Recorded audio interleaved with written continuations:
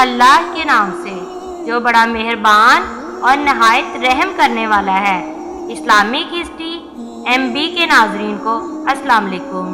کیا آپ جانتے ہیں کہ حضرت امام حسین رضی اللہ تعالیٰ عنہ کی شہادت صرف کربلا کا اختتام نہ تھی بلکہ ایک نئے کرب و بلا کا آغاز تھی۔ اصل آزمائش تو اس وقت شروع ہوئی جب اہل بیت کو یتیم، قیدی اور بے نوا کر کے نیزوں اور طنزوں کے سائے میں کوفہ اور شام کی طرف روانہ کیا گیا۔ آئیے جانتے ہیں کربلا کے بعد کیا ہوا۔ حضرت امام حسین رضی اللہ تعالیٰ عنہ کی شہادت کے بعد یزیدی لشکر نے ظلم کی وہ حدیں عبور کی جنہیں سن کر روح کانپ جاتی ہے۔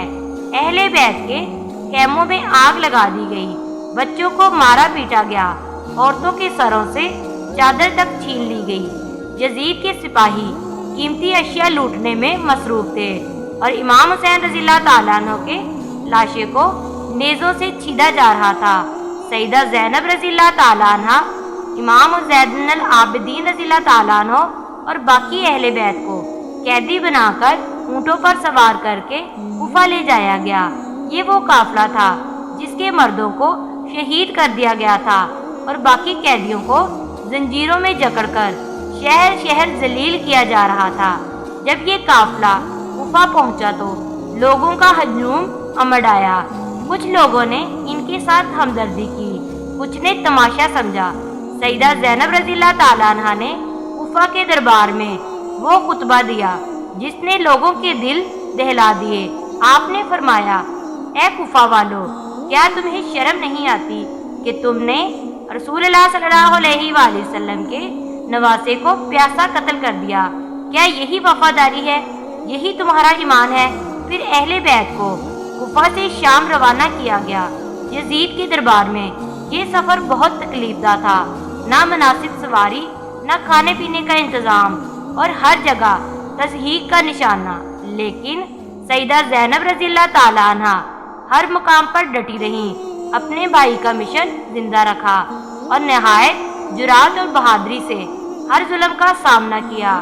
جب یہ قافلہ یزید کے دربار میں پہنچا تو اس نے امام حسین رضی اللہ تعالیٰ عنہ کے سر کو اپنے سامنے رکھوا کر گستاخی کی، لیکن سیدہ زینب رضی اللہ تعالیٰ عنہ خاموش نہ رہیں۔ انہوں نے دربار یزید میں ایسی حق گوئی کی کہ پورا دربار سناٹے میں آ گیا۔ اے یزید، تو سمجھتا ہے کہ تو ہمیں ذلیل کر کے کامیاب ہو گیا؟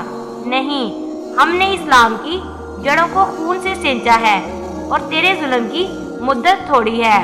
سیدہ زینب رضی اللہ تعالیٰ عنہ اور امام زین العابدین رضی اللہ تعالیٰ عنہ کے بیانات اور کردار سے یزید پر دباؤ بڑھا، عوام میں بغاوت کے آثار نظر آئے تو یزید کو اہل بیت کو رہا کرنا پڑا۔ انہیں عزت و احترام کے ساتھ واپس مدینہ بھیجا گیا۔ کربلا کی جنگ ختم ہو گئی، لیکن اس کی کہانی آج بھی زندہ ہے۔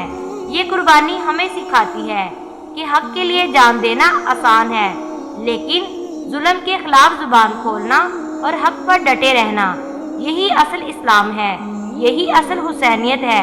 اگر آج بھی کہیں ظلم ہو رہا ہے اور ہم خاموش ہیں تو یاد رکھیں، خاموشی یزیدیت کی علامت ہے اور صدائے حق حسینیت کی۔